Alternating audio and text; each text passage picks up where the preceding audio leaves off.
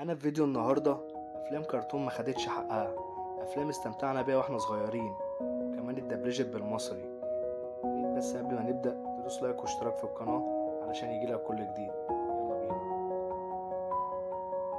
أول فيلم معانا هو تريجر بلانت. الفيلم ده كان جميل حرفيا، وكانت قصته عبارة عن شاب فاشل الكل بيتريق عليه وعنده مشاكل مادية، ويقرر إن هو يعمل مغامرة عظيمة جدا علشان يدور على كوكب مفقود كله كنز ملوش آخر بمساعدة قراصنة. مش فاكره. استنى، انا افتكرت. الفيلم كان حلو جدا وتقريبا محدش هيفتكره قوي. تاني فيلم معانا هو فيلم ميت ذا روبنسونز، اللي كانت قصته عن ولد أمه بتسيبه قدام دار أيتام، وبيبقى عبقري جدا وبيخترع حاجات كتيرة، وبيجيله ابنه من المستقبل علشان ينقذه من الخطر ويسافر معاه للمستقبل ويقابل نفسه وهو كبير. الفيلم كان عبارة عن طاقة أمل وطموح كبيرة جدا. كان شعار الفيلم هو واصل عملك دوما. الفيلم كان تحفة حرفيا. انت قدامك مستقبل مبهر. تالت فيلم معانا هو أطلانتس. الفيلم اتعمل منه جزئين من كتر روعة الفيلم، اللي بيتكلم عن مجموعة مستكشفين بيعملوا مغامرة خطيرة علشان يستكشفوا مدينة أطلانتس المفقودة، وبيروحوا هناك فعلا ويقدروا في الآخر ينقذوا المدينة. كلموا عربي. احنا مستكشفين من عالم البر ومسالمين. الفيلم ده ممتع حرفيا، والمغامرة اللي كانت فيه شيقة جدا. رابع فيلم معانا قديم شوية، فيلم ذا سورد ان ذا ستون. فيلم من أيام أفلام ديزني الزمن الجميل.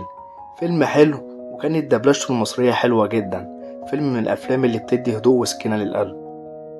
أنا كنت بحب الفيلم ده أوي وأنا صغير. بلمسة صباع واحدة يدو زيم جبرم بيم.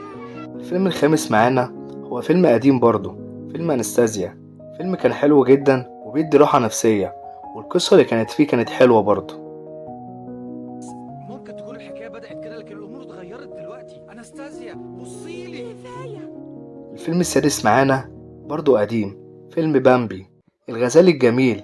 الفيلم ده أكتر فيلم بيجيب لي راحة نفسية وأنا صغير، وأجواءه الجميلة في الطبيعة. الفيلم اتنسى وما خدش حقه حرفيا.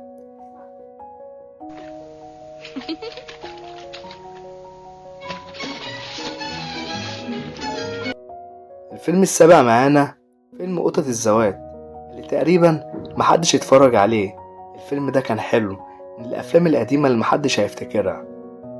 وصلوا. دول أصحابك؟ أيوة، دول صحاب قدام وهم مغنيين. والفيلم التامن معانا والأخير فيلم سامبلينا. ممكن محدش يعرف الفيلم ده، بس الفيلم ده النسخة الأصلية من فيلم تنة ورنة اللي اتعملت بعد كده وكسرت الدنيا. بنان انت فين؟ وبكده يبقى خلصنا حلقة النهاردة.